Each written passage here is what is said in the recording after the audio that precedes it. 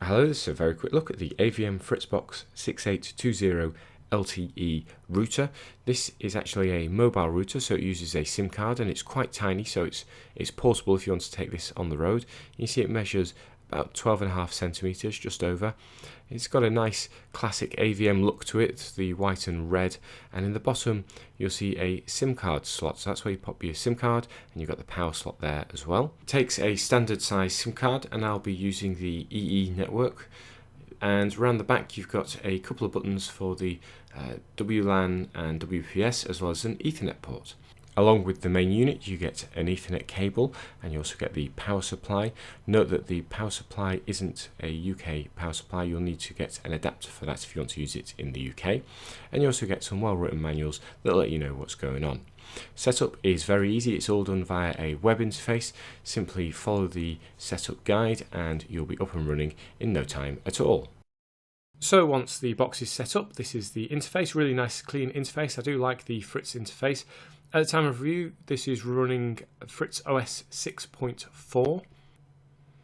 You have various online meters to let you know what's going on. You can set rates if you are on a particular plan.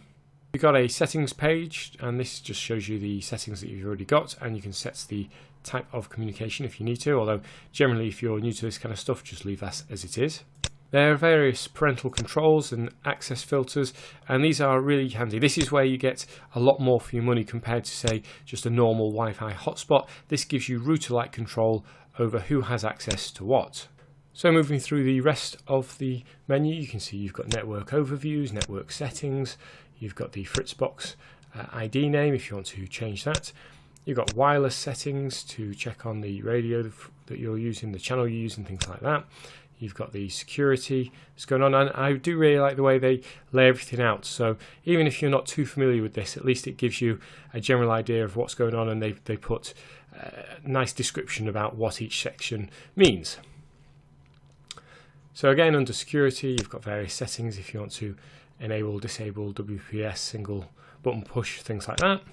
You can also have this set to a schedule, so if you want to automatically turn this off maybe overnight if this is in an office, you can do so, and you can provide guest access.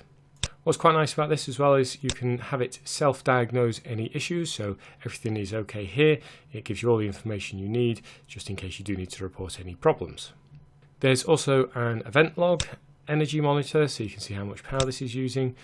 Push services, so if you wish to configure a push service to let you know about certain reports, errors, things like that, you can set that up. And finally, there are various configuration wizards, so if you're not too sure about going into the main menus, you can come here and use one of the wizards to help you out. So if you want to check the status of your box, simply click this and it'll take you to the correct page and you just press start. As you saw earlier, there's various options around checking out what's going on with the SIM card, so you can see it gives you signal strength, and there's various other bits of information. For example, it's expecting a download speed of about 20 and an upload of about 8. So running a speed test, I've run a few different speed tests, and actually that estimate tends to be quite accurate. So this is just one of the speed tests that I actually recorded. You can see it's on the EE network, and it is getting a download speed of about 20. And in use, I have to say this is very consistent with that speed. You get a, of course it will depend on your mobile network, but you should get a good browsing experience. You're able to do everything you do on a normal fixed line. Just do be aware, of course, that you'll be using your mobile data, so you want to check out your package.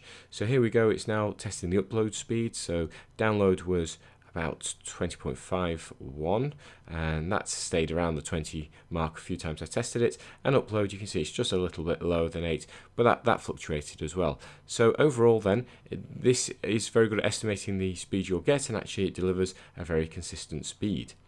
So it's a great little product, does exactly what you need it to do, could replace your fixed line broadband if you've got a decent data package, but it is very expensive, and I think many will just prefer to use a Wi-Fi hotspot creator.